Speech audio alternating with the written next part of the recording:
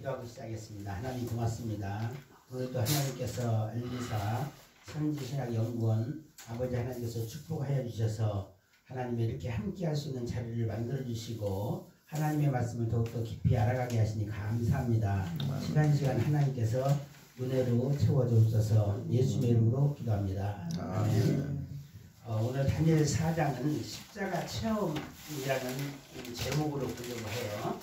그래서 하나님의 말씀을 어떤 시각으로 보느냐에 따라 달라질 수 있지만 지금 이제 바벨론 왕이 느부갓네살이잖아요. 그래서 느부갓네살에 해당되는 내용이 1장, 2장, 3장, 4장까지 나와요.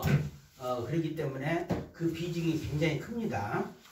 그래서 느부갓네살의 두 번째 꿈 1절부터 18절까지 내용인데 그가 그 1장에서 처음 만났고 또 2장에서 만나서 어떻게 돼요? 열심을 내기 위해서 금신상을 세웠단 말이에요. 그래서 이것이 바로 왕을 섬기고 또 이제 하나님을 섬기는 법이다라고 이렇게 했다가 그 이제 문제가 생긴 거예요. 그리고 이제 3장에서는 다니엘의 새 친구에 대한 내용과 이번 다니엘 4장에서는 십자가 경험을 하게 됩니다.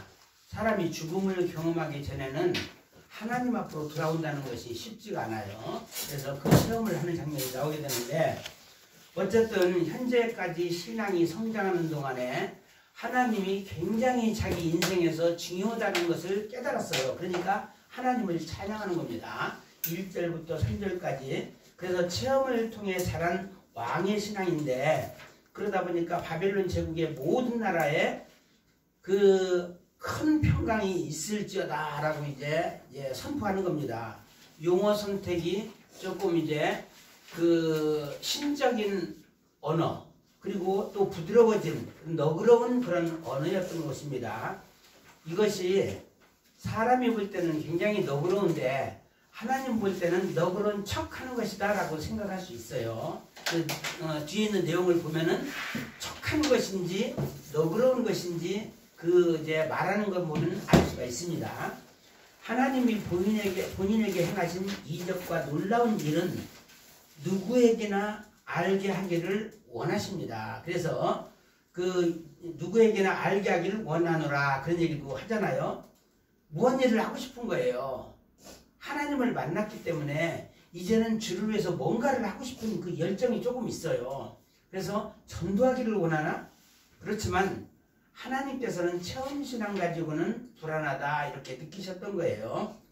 그래서 또 3절에도 보니까 참으로 크다, 능하다, 놀랍다, 영원하다 이것을 알았어요. 그런데 아직까지 그 이상 단계가 넘어가야 되는데 그 이상의 단계는 넘어가지 못한 상태에서 이제까지 상황만 보더라도 상상도 못할 이적을 경험했던 것입니다. 하나님의 기적을 체험했던 것이에요. 그래서 두 번째 꿈에 대해서 살펴봅니다. 4절부터 다니엘 한번 4장 한번 성경책 있으신 분들은 한번 펴보시기 바랍니다. 다니엘 4장 4절부터 18절 내용을 보게 되니까 궁에서 편안할 때 한 꿈을 꿨습니다. 한 꿈을 꿨어요. 그러니까 느부갓네살은 하나님께서 꿈을 통해서 역사를 많이 하셨더라고요. 자신이 생각하는 것과 받은 환상으로 인해서 고민을 하는 거예요. 그 내적으로는 하나님으로부터 받은 열정이 아니라 자기 자신의 열정이 충만했던 겁니다. 그래서 그렇게 충만한 열정과 또 자기가 받은 환상이 좀 괴리가 있는 거예요. 그래서 고민하게 됩니다. 이것은 무엇을 의미해요? 어찌할 수 없는 나약한 인간의 모습을 의미하기도 합니다. 그래서 다시 바벨론 지혜자들을 다 모읍니다. 박수, 술객, 갈대아 술사 등 모든 이제 막 박수무당을 다 불러 모으는 거예요. 용하다고 하는 그 제주께나 있다고 하는 사람 다 불러 모읍니다. 그렇지만 아무리 많은 사람을 불러보아도 해석을 할 수 없습니다. 왜냐하면 하나님께서 주신 환상이기 때문에 이것은 위로부터 임하지 않으면 베풀 수가 없는 것이에요. 그 후에 다니엘이 들어오자 신들의 영이 있는 자에게 그 해석을 알 줄 믿는다라고 이제 선수칩니다. 그래서 우리는 일반적으로 신앙생활을 하더라도 바벨론의 지혜자, 박수, 술객 이런 레벨들에 머물러 있어서는 안 돼요. 우리가 은사를 받았던 어떤 특별한 뭐를 받았던 이들과 같은 레벨이 아니라 우리는 2단계를 뛰어넘어야 됩니다. 근데 대부분의 사람들이 무당이나 별 차이가 없을 정도로 그 단계에 머물러 있어요. 그러다 보니까 이런 것으로는 한쪽에서는 오 괜찮네, 오 아주 좋은 은사를 받았네 이렇게 할지 모르지만 하나님 입장에서는 안 그런다라는 거예요. 그 이상을 뛰어넘어야 됩니다. 그래서 10절 내용은 꿈 내용을 이야기하는데 첫 번째 보세요. 땅 중앙에 굉장히 높은 한 나무가 보였다라고 이야기를 합니다. 땅 중앙이라고 하면은 일반적으로 어디를 말할까요? 이 지구에서 하나님이 계신 곳이 땅 중앙이에요. 과거에 어디예요? 에덴 동산이 바로 땅 중앙이라고 말할 수 있겠죠. 그런데 이스라엘 입장에서는 예루살렘 성이 있는 곳이 땅 중앙이에요. 그런데 지금 현재 상황이 예루살렘에서 무대가 바벨론으로 옮겨진 겁니다. 그러다 보니까 땅 중앙이라고 하면은 이제 그 셈족이잖아요. 이 이란 쪽에 있는 여기가 바로 셈족이란 말이에요. 그래서 이들이 이제 중앙 무대를 차지하고 있어요. 다니엘서에서는. 그리고 그 나무가 자라서 성장했고 하늘에 다 땅 끝에서도 보일 정도다라고 하니까 엄청나죠. 이 굉장히 큰 나무를 사실 누가 심었을까요? 굉장히 큰 나무가 뭔지는 아직은 모르겠죠. 뒤에 가면 나오겠는데 이 굉장히 큰 나무를 하나님께서 직접 심으신 거예요. 그래서 이런 것을 알 수가 있고 또 두 번째 B라고 쓴 부분은 잎사귀는 아름답고 열매는 많아서 모든 만민이 먹게 되었다라고 12절에서 이야기하고 있죠. 그래서 잎사귀는 아름답고 열매는 많다. 바로 이제 그 한 나무를 통해서 맺어진 잎사귀와 열매를 말하고 있어요. 하나님의 백성들이나 하나님의 종들을 의미할 수도 있겠습니다. 온 세상의 지도자들과 지도자들과 또 백성들을 의미합니다. 이들이 아름답고 또 뭐죠? 열매가 많다라고 소개하고 있어요. 그런데 그 밑을 보니까 누가 머물고 있어요? 들짐승이 머물고 있는 거예요. 물론 여기서 말하는 들짐승은 들에 있는 짐승이 아니라 사람이에요. 사람인데 들짐승 같은 존재들이 거기에 머무르고 있는 겁니다. 그리고 공중에 새들이 기다리고 있어요. 공중의 새들은 뭐예요? 물론 일반적인 새를 말하는 거지만 성경에서 말하는 공중의 새는 마귀 새끼들이에요. 마귀의 종들이고 마귀의 백성들입니다. 그래서 육체를 가진 것이 다 거기에서 먹게 돼요. 그리고 또 그러자 이제 도저히 안 되겠다 해가지고 이 큰 나무를 심은 하나님께서 한 거룩한 순찰자를 이 땅에 보내신 겁니다. 하늘에서 내려와 소리를 지릅니다. 13절, 14절에서 그 내용이 있습니다. 그리고 가지를 베고입니다. 베고. 가지를 베고 잎사귀를 떨고 열매를 해치고 또 뭐죠? 짐승들과 새들을 쫓아냈다라고 얘기합니다. 왜냐하면 하늘에서 심은 하나님 입장에서는 합당한 잎사귀, 합당한 열매가 맺어야 되는데 합당치 않은 잎사귀와 열매, 그 밑에는 뭐예요? 들짐승들과 마귀 새끼들만 있다라는 얘기예요. 그러다 보니까 하나님 입장에서는 옳다고 하니까 순찰자를 내보내서 싹 다 정리하려고 했던 거예요. 그래서 네 번째는 그 정리를 어떻게 했어요? 그 뿌리에 그루터기만을 남겨놓고 쇠와 놋줄로 동여버렸어요. 그 그루터기도 쇠와 놋줄로 동입니다. 묶어버려요. 그리고 들풀 가운데 자라게 놓아둡니다. 이게 15절, 16절 내용입니다. 묶어서 야생에서 자라게 했던 것입니다. 왜냐하면은 사람이 등 따뜻한 데서 하게 되면은 게을러지거든요. 그러다 보니까 이 들풀과 야생에서 그 짐승들과 함께 지내게 하면서 그 사람의 그 하나님의 뜻을 알게 하기 위함인 거예요. 그래서 하늘 이슬에 젖고 풀과 짐승과 함께하되 짐승의 마음을 받아서 7대를 지낸다 라고 했어요. 여기서 때라는 것은 1년, 2년, 3년 이 때를 말하는 것도 있지만 때에 대해서는 정확한 해석은 일정한 시기예요. 일정한 시기. 정해진 기간이기도 합니다. 이건 하나님께서 정해놓은 기간이에요.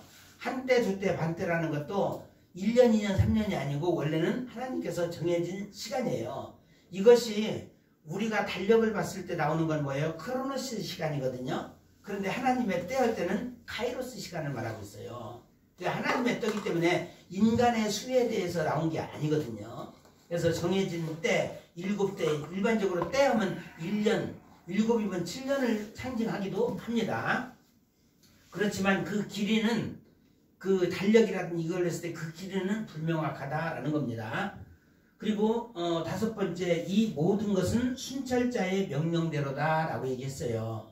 순찰자가 누구일까요? 이제 또 뒤에 있는 해석을 보면 나옵니다. 그래서 지극히 높으신 이가 자기 뜻대로 하나님께서 보내신 자겠죠. 순찰자 하게 되면 지극히 천한 자를 그 위에 세우심을 알게 하려는 것이다 라는 것을 또 이야기 들었어요. 그래서 지극히 천한 자가 누구일까요? 느부갓네살 왕이 사람 입장에서는 굉장하지만 하나님 편에 볼 때는 지극히 천한 자예요. 천한 자. 그 위에 세우셨다. 그러면 대충 이 꿈 내용이 무슨 말인지 이제 느낌이 오죠. 그래서 다니엘이 꿈 해석하는 장면을 나오게 됩니다. 벨드사사라라고 부르죠. 그 19절인가요? 벨드사사라 하고 이제 부릅니다. 그래서 벨드사사는 누구예요? 아람식 표기예요. 다니엘의 아람식 표기에 어쩔 수가 없어요. 우리는 여호와는 하나님이시다라고 하는 다니엘의 이름이 있는데 벨드사사라고 불러요. 이 땅에 있는 동안에는 우리는 그냥 땅에서 불려져 있는 이름을 갖고 있어요. 우리의 원래 본 이름은 하늘나라에서 새로 칭함을 받을 수가 있어요. 그래서 다니엘 같은 사람은 아마 거의 하늘나라에서도 같은 의미가 아닐까 싶어요. 각자 여러분들의 이름도 어떻게 될지 궁금하시면은 하늘나라에 가서 확인하시기 바랍니다. 이제 모두를 할 수 없는 것이지만은 아마 이제 그런 분들은 없을 줄로 압니다. 그래서 다니엘이 듣고 번민을 합니다. 19절에서 27절 내용이요. 번민을 합니다. 한동안 놀라고 멍 때리는 상황이 발생했어요. 과연 이 해석을 알게 할까? 알려주지 말아야 될까? 좀 고민을 합니다. 그러자 왕이 얘기합니다. 번민하지 말고 고민하지 말고 아는 그대로 말하라 하고 재촉을 합니다. 그래서 안 좋은 말을 하기 싫어하잖아요. 예언 기도를 하시는 분들도 사실 좀 지혜로우신 분들은 분별을 하거든요. 이 말을 하게 되면 어떨 것인가 해가지고 중간에 하나님께서 못하게 막는 게 많다고 하더라고요. 그런 것처럼 다니엘 입장에서도 예언의 말을 해야 되는데 고민을 한 거예요. 그래서 그렇던지만 아무리 큰 지혜자라고 하더라도 그렇다는 거예요. 그래서 이야기합니다. 그 해석은 왕의 대적에게 응하기를 원합니다. 라고 이제 이런 답변으로부터 시작합니다. 그래서 왕이 본 견고한 나무와 열매들에 대한 환상은 이 나무는 느부갓네살 왕이십니다. 바벨론 왕이십니다. 라고 얘기해요. 그런데 왕이 자라서 견고해지고 창대하게 되니까 그 권세가 어디에 닿았어요? 하늘에 닿고 땅끝까지 미칠 정도다요. 당시 바벨론의 그 권세가 전 세계에서 최고잖아요. 문명이라든지 문화 모든 것은 바벨론으로부터 시작될 정도로 굉장했잖아요. 그래서 이것을 지금 그 해석해 주고 있는 거예요. 그래서 또 순찰자, 하늘에서 내려온 자가 누구예요? 누구일까요? 하늘에서 내려온 순찰자가 누구일까요? 예수님밖에 없어요. 네. 예수님밖에 없습니다. 예수 그리스도. 그러니까 이 구약 속에는 예수라는 말이 없지만 곳곳에 예수님이 숨겨져 있는 거예요. 이것을 우리는 발견해야 되는 거죠. 순찰자가 내려와서 나무를 베고 결박하되 들짐승과 함께 7대를 지낸다는 이야기를 하고 있습니다. 이것은 종말을 상징하고 있어요. 왜냐면은 우리가 이제 그 3년 반, 후 3년 반 얘기할 때 한때, 두때, 반때라는 말을 하고 있잖아요. 이것이 바로 3년 반을 또 의미해요. 거기에서. 그러니까 여기서 7년 환란, 일곱 때라니까 7년 환란을 상징하는 거예요. 7년 풍년이 지나고 7년 환란을 상징하는 겁니다. 그래서 해석을 하는데 왕이 사람에게서 쫓겨납니다. 라고 얘기해요. 그래서 들짐승과 함께 살면서 풀을 먹고 하늘 이슬에 젖으며 7대를 지낼 것입니다. 라고 예언을 그대로 이제 해석을 해줍니다. 이는 지극히 높으신 이가 사람을 다스리며 자기 뜻대로 누구에게든지 권세를 주시는 분입니다. 라고 얘기한 거예요. 사실 하나님께서 마음먹기에 달려있는 거예요. 이 땅도 현재 우리가 별로 좋아하지 않는 사람이 대통령으로 있지만 이것도 하나님께서 정하신 바라고 보면은 우리는 걱정할 필요는 없어요. 하나님께서 자기의 뜻대로 인도하시고 우리가 궁극적으로 거주할 곳은 이 땅이 아니고 하늘나라라는 거예요.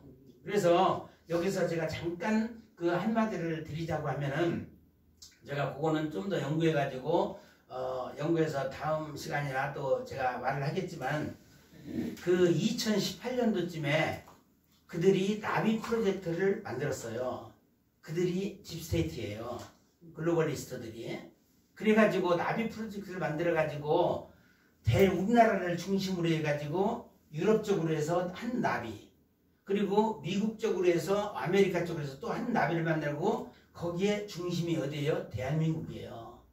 그래서 만들어져서 지금 현재 대통령이 세워질 것을 이미 다 예고를 했고요. 그러니까 그런 속에서 현재의 그 전에 있던 대통령이 이렇게 된 건 거의 기적에 가까워요.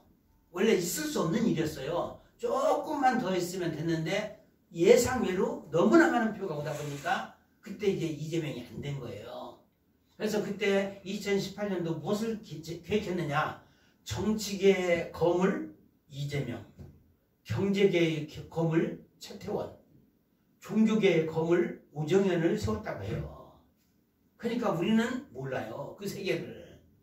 그래서 우리나라가 이 나비 프로젝트의 핵심 WEF가 뭐죠? 월드 이코노미 포럼이 원래는 세계의 중심축이었거든요. 그런데 이제 유럽에서 아시아 쪽으로 옮겨지는 거예요. 그래서 에이페크가 이번에 아시아에 이루어졌잖아요. 이것을 얘네들은 2018년서부터 이미 계획을 세웠다는 거예요. 그래서 금년 2025년도 우리나라에서 세워지고 이제 다음 해는 어디서 하는지 아세요? 중국에서 있을 예정인 거예요. 그래서 이들의 엄청난 계획이 있었어요. 원래는 미국에서 하려고 했는데 트럼프로 인해서 할 수가 없는 거예요. 트럼프와 이게 지금 이제 싸움이 계속되고 있어요. 엄청난 싸움이 있는데 우리가 보는 뉴스에는 그게 안 나와요. 안 나오고 있는데 어떤 싸움이 이루어지고 있는지 저는 이제 대충 좀 알고 있거든요. 어디까지 맞는지는 모르겠지만은 나오는 이야기들이 정보들이 많이 있어요. 그런 것을 보면은 우리는 하나님께서 역사를 끌고 가신다라는 것을 알 수 있어요. 그래서 그들이 생각하고 있는 이런 계획, 바벨론 느부갓네살을 통해서 처음에 바벨론 제국, 그 다음에 메데 페르시아 제국, 또 뭐죠? 그리스 제국, 헬라 제국, 로마 제국, 그리고 5번째 어떤 또 다른 그 진흙과 이제 섞인 제국 해가지고 전 세계를 그렇게 끌고 가는 일종의 나비 프로젝트처럼 그들이 세운 계획이 있지만 하나님의 계획은 그 위에 있다는 겁니다. 그렇게 하시고 그래서 이제 그 왕의 나라가 견고해집니다 라고 이야기를 했죠. 사실 땅에 남겨진 모습은 초라한 겁니다. 그릇기만 남겨졌기 때문에 그 하나님의 뜻대로 하나님께서 권세를 주셨기 때문에 그렇게 됐고 그 다음에 그 나무에 뿌리는 그루터기를 남겨두라는 그 환상이라는 것이 느부갓네살이 결국은 사람에게서 쫓겨나게 되잖아요. 그렇게 하나님께서 한 방에 쫓겨나게도 할 수도 있고 또 한 방에 세울 수도 있다는 분이에요. 그 하나님이. 우리는 하나님 편에 있으면 걱정할 게 하나도 없는 거예요. 우리는 세상에 어떤 상황이 온다 할지라도.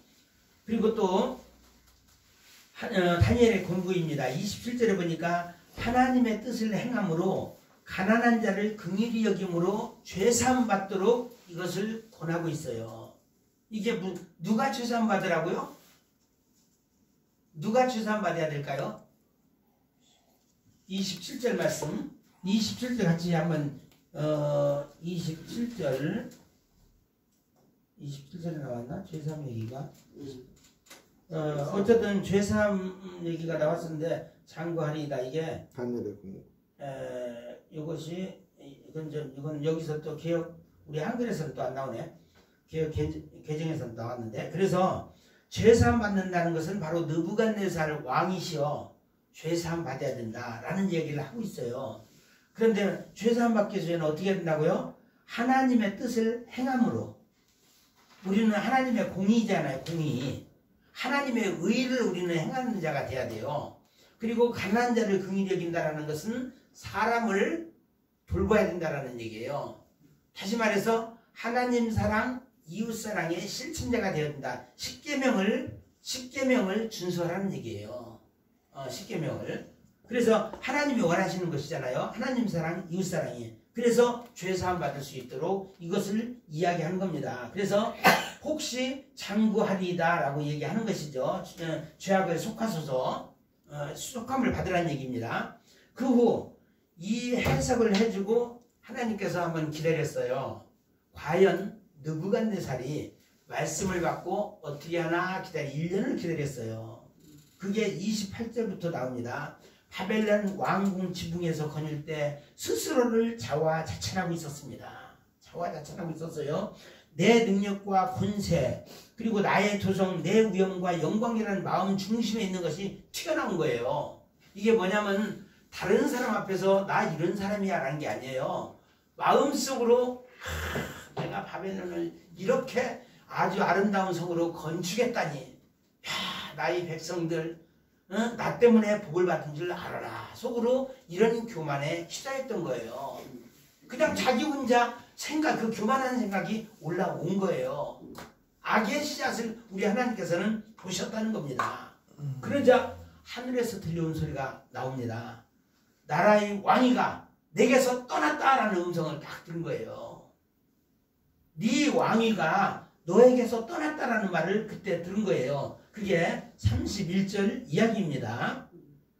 그래서 구체적인 소리를 듣게 되는데, 사람에게서 쫓겨나 들짐승과 함께 살면서 소처럼 풀 먹을 것이요 먹을 것이며 7대를 지내리라. 이렇게 해가지고 이 다니엘이 또 그걸 해석을 해준 겁니다. 사람에게서 쫓겨날 것이고 들짐승과 함께 살 것이고 소처럼 풀을 뜯어먹을 것이고 7대를 지내리라. 하나님이 정해진 그 7번의 해를 지내리라. 이렇게 얘기해 준 겁니다. 인간의 통치자도 누구라고요? 하나님이시고, 그래서 하나님의 뜻대로 누군가에게 나라의 권세를 주심을 깨달을 때까지 7대를 하나님께서 시간을 이제 허락하신 거예요. 그 후 실질적으로 어떻게 돼요? 쫓겨납니다. 사람에게서 쫓겨나고 들짐승처럼 머리털이 독수리 털같이 손톱은 새 발톱까지 되었다. 이게 33절의 내용입니다. 그리고 어떻게 지냈는지 구체적인 것은 성경이 이제 생략했어요. 아주 그래요. 아주 들짐승처럼 지냈다라는 내용만 있고, 그 후에 일입니다. 7대가 지나고 나서 느부갓네살 왕의 하나님을 찬양하게 됩니다. 기한이 참에. 우리는 모든 일에는 기한이 있어요. 하나님의 때가 있어요. 내 마음속으로는 무진장 급한데 하나님의 허락을 하지 않으면 안 되는 거예요. 그게. 그래서 기한이 이제 차할 때까지는 하나님도 사실 우리보다 하나님이 더 급하시거든요. 그래서 기한이 참에 총명이 돌아왔고 지극히 높으신 이에게 감사하고 찬양하고 경배했다. 엄청난 깨달음을 하게 됩니다. 그래서 모든 사람을 없는 것 같이 여기시고 하늘 군대나 땅의 사람에게나 자기의 뜻대로 행하셨다라는 것을 알게 되는 거예요. 그럼에도 불구하고 아무도 따질 자가 없다라는 겁니다. 다시 말해서 하나님이 무슨 어떤 행동을 하더라도 무슨 짓을 해도 아무도 이 세상에는 말릴 자가 없다는 것입니다. 따질 자가 없다는 겁니다. 총명이 들어오자 내 위엄과 광명이 돌아왔고 내 모사들과 가는들이 나를 다시 찾아왔으며 다시 세웠다라는 얘기가 나오죠. 세움받아서 위세가 크게 되겠다. 예전의 영광보다 더 그 영광이 위세가 커졌다는 거예요. 이제는 느부갓네살 속에 누가 있어요? 하나님이 계셨던 거예요. 진짜가 마음속에 계셨다는 거예요. 하나님께서 주신 마음인 것이죠. 그 결과 느부갓네살 왕은 하늘의 왕을 찬양하고 칭송하고 경배하게 됩니다. 그의 일이 진실하다. 행하심이 의로우시다. 교만이 행하는 자를 낮추시는 분이다. 사실 교만했던 사람이 자기라는 것을 아는 거예요. 낮추시는 분이 바로 여호와 하나님이시다라는 것을 알았다는 겁니다. 그래서 1장에서 4장까지의 내용의 핵심을 제가 또 정리했습니다. 다니엘 이야기이면서도 느부갓네살의 영적 상황의 변화들이 잘 묘사되고 있어요. 그래서 영적 변화의 키를 지금 이제 핵심을 제가 적어놨는데 1장은 뭐죠? 하나님의 종 다니엘과의 만남이었어요. 일반적인 만남이었습니다. 그냥 쑥 넘어갈 수 있는 만남이에요. 우리는 하나님을 처음 여러분들은 어떻게 만났습니까? 쓱 지나가듯이 만났습니까? 그 중에는 모태신앙자도 있어요. 그렇지만 모태신앙이 아는 사람들은 어떤 계기가 있었을 겁니다. 그래서 일반적인 만남에 계기가 있었을 거예요. 2장에 와서는 첫 번째 이상한 꿈을 꿨는데 다니엘과 정식으로 만나게 돼요. 그래서 그 하나님과의 만나는 장면이 소개되고 있어요. 이것은 느부갓네살의 영적 출생을 의미합니다. 거듭남, 중생을 의미합니다. 너무 좋았잖아요. 너무 좋았더라 이야기하고 있죠. 이게 바로 중생의 과정이에요. 그리고 3장에 가니까 꿈에서 본 금신상이 실제적으로 두라평지에 세워졌어요. 높이 36m, 약 한 11층, 12층 높이 많은 높이와 폭은 3.6m 되는 이 금신상을 두라평지에 세운 거예요. 이게 엄청난 그 형상, 우상을 세우고 여기에 온 백성들이 다 절하라. 이것이 바로 왕의 모습이고 또 하나님의 모습이다. 그러니까 하나님 앞에 당연히 경배해야지 라고 이야기하는 거예요. 앞으로 이 땅에 이제 도래될 아마 이제 그 짐승의 표라든지 이것을 또 이제 비슷하게 이제 예표적으로 아마 보여주신 것일 수도 있습니다. 이런 것을 틀림없이 만들어가지고 다 절하게 할 수 있습니다. 그래서 두라평지에 세워졌다라는 것이고, 그리고 그래서 다니엘의 세 친구를 통해서 그리스도를 현장에서 경험하게 됩니다. 사드락과 메삭과 아벳느고, 이들은 불 속에다 집어 넣는데 던진 사람이 죽었잖아요.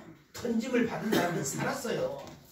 그래서 느부갓네살 왕은 열정이 아주 그냥 불뚝 같아가지고 내가 이 바벨론 전체를 다 복음화시켜야 되겠다, 천국해야 되겠다, 이런 열정으로 다 강제적으로 예수 믿게 하는 거예요, 말하자면. 근데 그게 아닌 거죠. 하나님은 원하는 사람을 부르는 것이지 원치 않는 사람이 해가지고 어중이 떠중이 해가지고 이렇게 부르는 게 아니거든요. 들짐승들, 공중의 새들은 교회에서 필요가 없는 거예요. 그것을 지금 이야기하는 겁니다. 그래서 그리스도를 현장에서 경험하게 돼요. 처음 신앙이었습니다. 처음 신앙 1단계예요. 그래서 이것이 계기가 돼가지고 우리 이제 사드락과 메삭과 아벳느고의 하나님을 찬양하라 이런 말을 또 하게 되잖아요. 그런데 이제 4장이 와서 하나님께서 보셨을 때는 이런 체험 신앙 정도 가지고는 안 돼요. 더 한 단계 업그레이드가 돼야 될 것 같다. 두 번째 꿈을 꾸게 하셨던 겁니다. 역시 다니엘을 통해서 경고의 메시지를 보내게 됩니다. 여기에서 무엇을 체험해요? 십자가와 부활을 체험하게 되는 겁니다. 십자가와 부활을 체험하게 돼요. 그래서 죽음의 사선을 넘어야 깨지는 거예요. 사람이 깨지는 것은 그냥 깨지지 않습니다. 밤이 따뜻하고 먹을 거 풍족하면은 사람들이 게을러지거든요. 느부갓네살 입장이 바로 그 위치예요. 오늘날 라오디게 교회 시대에 돼가지고 사람들이 어떻게 돼요? 예수를 안 믿어요. 과거와 같은 열정이 별로 없어요. 목사는 옛날보다 더 많이 세워졌는데 전부 긴가민가 신앙의 그런 목사들이 너무너무 많은 거예요. 지금 현재 이 느부갓네살도 긴가민가 하는 신앙이야. 나름대로 그 기적을 체험했을 때는 할렐루야 하면서 혼자 예수 굉장히 잘 믿는 척하다가 조금 시간이 지나니까 긴가민가로 또 바뀌는 거예요. 왜냐하면 말씀이 없으면 또 넘어지고 계속 그러는 거예요. 그래서 결국은 어떻게? 죽음을 경험하는 거예요. 자기가 그래 죽음을 경험. 그래서 7대 동안 들에서 짐승들과 함께 묶인 매임을 받아가지고 어디 나 돌아다니지도 않아. 그래서 막 그렇게 막 그냥 완전히 고생을 하니까 막 이제 들짐승처럼 몸이 막 그렇게 됐다고 그랬잖아요. 그러니까 죽음을 경험한 거예요. 그래서 그 끝내 안 깨지는 사람도 이런 경험을 거치게 되면 깨진다는 거예요. 그래서 부활신앙을 갖게 되는 계기가 되는 겁니다. 십자가 경험, 죽음을 경험하지 않고는 진정한 그리스도를 만날 수 없음을 깨우쳐준 사건이라는 거예요. 그래서 우리 손 목사님을 통해서 배웠던 키에르케고르 얘기가 생각나잖아요. 죽음을 경험하지 않고는 제가 가장 시궁창 밑에까지 내려가지 않고는 주님을 만날 수가 없다는 거예요. 왜냐하면 죽음을 경험한 사람이 부활의 영광도 경험하잖아요. 죽음도 경험하지 않은 사람이 현재의 신앙에 만족해가지고 자기는 잘한다고 생각하는 사람들이 하나님 저는 그릇이 되었죠. 축복해 주세요. 왜 이렇게 안 되는지 모르겠네요. 왜냐하면 이런 상황에서 자기를 보여야 되거든요. 느부갓네살 역시 자기를 몰랐어요. 근데 결국 이런 가장 밑바닥에 가니까 예수를 만난 거예요. 진짜 100% 신앙을, 부활신앙을 가졌던 겁니다.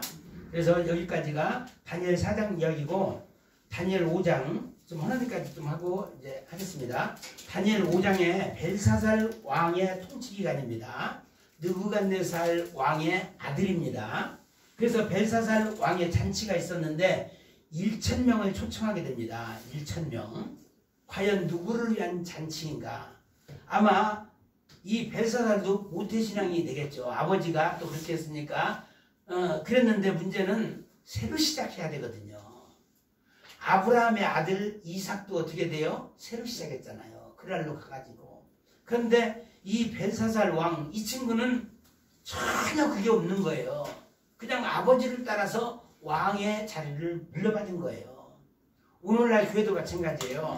아버지의 신앙을 받아서 그 이제 교회를 물려받은 제2세대들도 있거든요. 좀 힘들어요, 그게. 그래서 벨사살 왕 역시 1,000명을 초청합니다. 뭔가 좀 살아있는 느낌이 들잖아요. 어중이 때 떠중이가 되었던 누가 되었던 막 사람들을 막 부죽부죽 되잖아요. 누구를 위한 잔치인가? 결론적으로 말하면 나를 위한 잔치라는 얘기예요. 하나님을 위한 잔치가 아니라는 거예요. 잔치 목적이. 그래서 신앙생활도 나를 위해서 신앙생활하는 사람들이 많아요. 어떤 사람은 얘기하더라고요. 그 전도사거든요. 아, 내가 이 교회 다니는 이유는 나에게 도움이 되니까 내가 가는 거지. 라고 그런 얘기를 하는 걸 들었어요. 이거 자기에게 도움이 되니까 간다는 얘기야. 근본이 잘못된 거죠. 하나님께서 나를 파견했기 때문에 간 거예요. 우리는 교회를 옮기든 아니면 뭐를 하든 새로 옮겨지게 되면 새로운 시작을 하는 겁니다. 새로운 시작. 하나님께서 그곳에서 파수꾼이 되어서 일을 하고 보내시는 거예요. 그래서 그냥 내가 편하고 대접받으려고 하는 게 아니에요. 그게 큰 교회가 됐든 작은 교회가 됐든 그래야 된다는 거예요. 하나님을 위한. 그래서 이 자기를 위한 신앙인지 하나님을 위한 신앙인지 이것은 하나님 앞에서 가려질 일이에요. 말은 뭐라고 말해요? 하나님의 영광을 위해서. 수많은 사람들이 하나님의 영광을 위해서 한다고 얘기해요. 그렇지만 하나님만 아셔요. 그 중심을 아시기 때문에. 하나님은 말로 평가하지 않습니다. 그 삶을 통해서 평가하십니다. 1,000명 초청잔치를 합니다. 그래서 솔로몬은 1,000번제를 하나님께 드렸어요. 근데 여기서는 1,000명을 초청했어. 그랬는데 보세요. 솔로몬은 사실 궁극적으로 대부분의 삶은 처음에 이때까지만 괜찮았고 나머지 삶은 악한 왕이었어요. 그럼에도 불구하고 처음에 1,000번째 드릴 때는 참 하나님 편에서 드린 거예요. 어떤 교회 가니까 1,000번째를 어떻게 해석하는가 하면은 내가 하나님 앞에 헌금은 1,000번 드린다고 해가지고 1,000번째라고 해석하더라고요. 여기 계신 분들은 그런 사람이 없을 줄 압니다. 1,000번제라는 것은 1,000마리의 번제를 하나님 앞에 드리는 거예요. 1,000마리의 번제를 한 번에 드리는 거예요. 해석을 이상하게 해석해가지고 이렇게 하는 거예요. 물론 하나님 앞에 1,000번 동안 드리는 것을 그렇게 해석해도 나쁘진 않아요. 나쁘지 않지만 원성경적인 취지는 1,000마리의 번제물을 하나님 앞에 드린다. 이렇게 이제 아시면 되는 겁니다. 그런데 여기서는 1,000명을 초청했던 거예요. 그러니까 1,000명, 이게 사람을 번제를 드린 거나 똑같은 거예요. 말하자면. 초청잔치 했다는 것은 벨사사는 자기를 위해서 1,000명을 초청한 거예요. 1,000명의 귀족을 초청한 것입니다. 그리고 1,000이라는 숫자는 뭐예요? 지난번에도 제가 그 이야기했잖아요. 얘기했죠. 1,000이라는 숫자는 10이라는 것은 무한수예요. 무한수의 기본 단위입니다. 기본. 그런데 10 곱하기 100을 한 거예요. 100배. 이 무한수가 100배라고 하니까 얼마나 크겠어요. 그래서 1,000번. 1,000번 의미가 이렇게 되는 겁니다.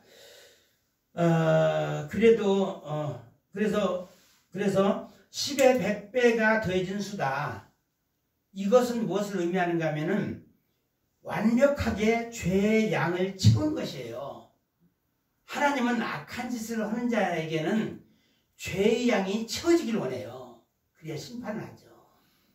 죄의 양이 채워지는 전까지 우리가 생각에는 하나님, 왜 이런 상황에도 이런 사람들 내버려 두십니까? 할 수 있어요. 그렇지만 우리 하나님은 공평하신 분이에요. 누가 좀 삐딱하다고 해서 바로 심판하지 않습니다. 죄의 양이 셀 때까지 기다리시는 거예요. 그래서 1,000명 초청할 때까지 이렇게 죄의 양이 셀 때까지 재앙이나 심판을 유보시키는 겁니다. 그런데 지금 이제 이 뭐죠? 벨사살 왕은 하나님의 경계를 넘은 거예요. 넘은 겁니다. 그 경계를 넘은 신수가 뭐예요?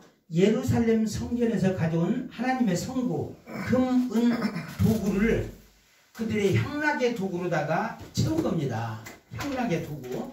다시 말해서 거룩한 도구를 향락의 도구로 바꾼 거예요. 그러니까 하나님의 분노 유발자가 된 겁니다. 벨사살 왕은. 이게 우리는 어떤 우리가 하더라도 경계선을 넘으면 절대로 안 돼요. 경계선을 넘었던 겁니다. 그래서 게다가 결정타를 날리는 실수까지 연발하게 됩니다. 그게 뭐죠? 금, 은, 구리, 쇠, 나무, 돌로 만든 신들을 찬양해요. 우상숭배죠. 하나님께서는 분명히 출애굽기 20장 4절 5절 뭐라고 말했습니까? 하나님보다 사랑하는 모든 것이 다 우상이에요. 이것을 만들어도 안 되고 거기에 경배해도 안 돼요. 절해도 안 된다고 그랬어요. 그런데 이런 것을 만들어서 찬양했다? 경배했다는 얘기잖아요. 그러니까 하나님의 진노 유발자가 된 겁니다. 그리고 보세요. 갑자기 나타난 하나님의 손가락. 하나님도 급했어요.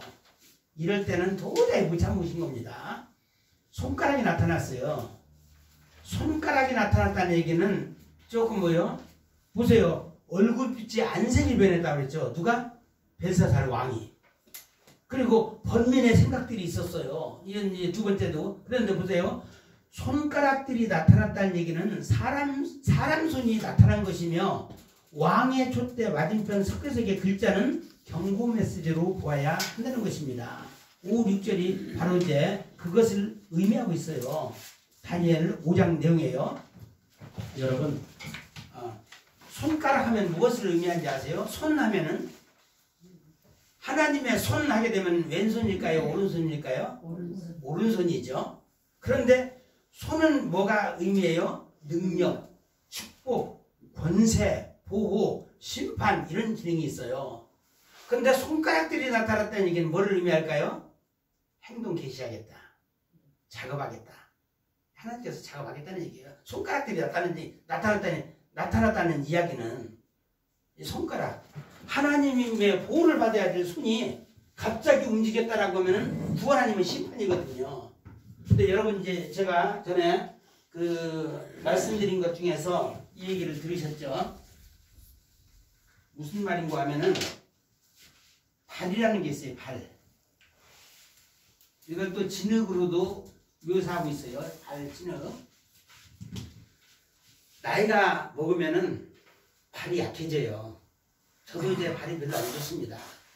그래서 지금은 쩌둑쩌둑은 하지 않지만서도 발이 안 좋아요. 나이에 드신 분들은 또 골 다공증도 걸려요. 이 발이 힘들거든요. 뭐 90 먹어가지고도 난 다리 하나는 튼튼해 하시는 분도 가끔가다 있어요. 근데 일반적으로는 이 발 연약합니다. 발 연약해요. 하나님의 사람의 세상에서 하나님의 사람의 모습이기도 합니다. 그런데 발을 헬라어로 뭐라고 말해요? 헬라어로 바시스라고 얘기합니다. 바시스 들어보셨죠? 바시스입니다. 이 바시스는 발은 누구의 도움을 받아야 돼요? 주권자의 도움을 받아야 됩니다. 왕의 도움을 받아야 돼요. 그래서 주권자가 누구예요? 주권자가 헬라어로는 바시리스예요. 바시리스. 주권자, 왕 이것을 의미해요. 주권자의 도움을 받아야 되거든요. 우리는 철저히 주권자의 도움을 받아야 됩니다. 주권자의 도움을. 하나님의 도우심을 받아야 돼요.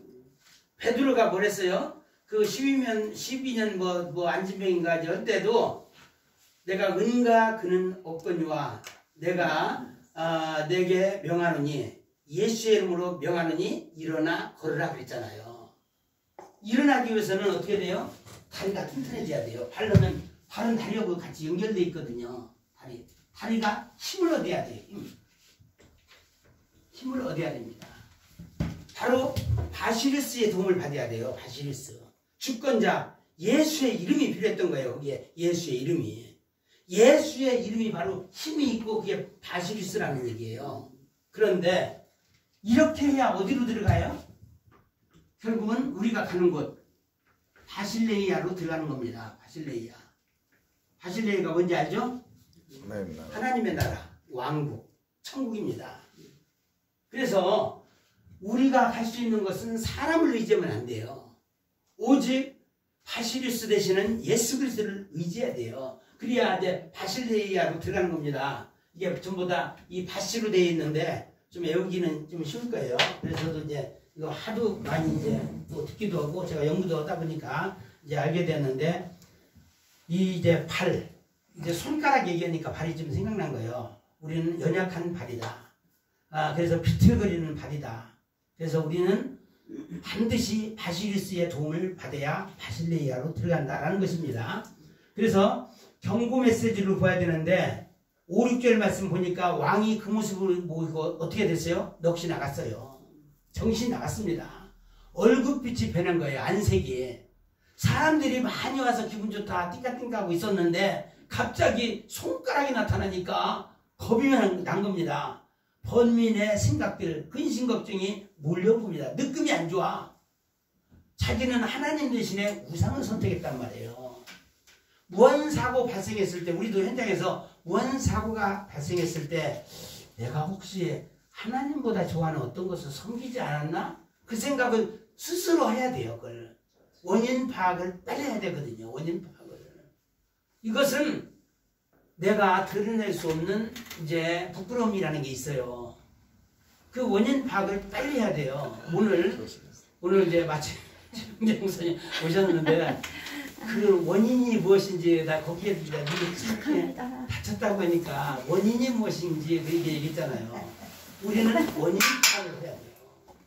하나님보다 혹시 더 마음에 두고 있는 그러니까 우리 생각 속에서 하루 종일 우리가 생각하고 있는데 하나님보다도 24시간 중에서 더 생각하고 있는 어떤 것이 있다라고 하면 그게 우상이에요. 그게 만들지도 말고 거기에 경배하지도 말고 빠지지도 말아야 된다는 얘기예요.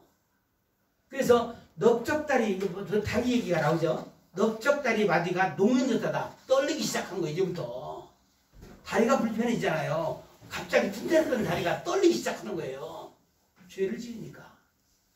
그리고 또 11페이지입니다. 그 나눠드린 거 11페이지에.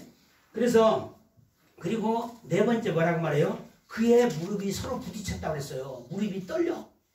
충격적 반응이 일어나는 거예요. 고장난 겁니다. 갑자기 괜찮았던 다리가 고장이 난 겁니다. 충격적으로. 이제 죽음으로 몰리는 거, 좀 있으면 죽음으로 이어집니다. 이것이. 바실리아로 들어가는 게 아니라 완전히 이제 이 낭떠러지로 이제 지옥으로 떨어지는 겁니다. 그리하여 술객, 갈대아 술사, 이들을 사실 이제 불러오게 했지만 그들은 상 주겠다고 해도 해석을 보일 자가 있었어요? 없었어요? 없었어요. 아무도 이런 사람들은, 왜냐하면 하늘의 이런 환상은 사람이 해석해야 해석할 수가 없다는 거예요. 술객이 뭐예요? 신비한 지식을 수여한 제사장이고, 갈대아 술사는 왜냐면은 바벨로니아가 페르시아 쪽인데 주로 이제 그쪽 갈대아 쪽이거든요. 거기가. 그래서 갈대아인들이 굉장히 많이 고용이 됐어요. 점성술사는 알죠? 그 하늘의 적을 보고서 한 사람, 또 점쟁이, 점 보는 자, 그리고 각종 지혜자들. 박수는 지난번에 뭐라고 말했죠? 좀 고급 무당이라고 했잖아요.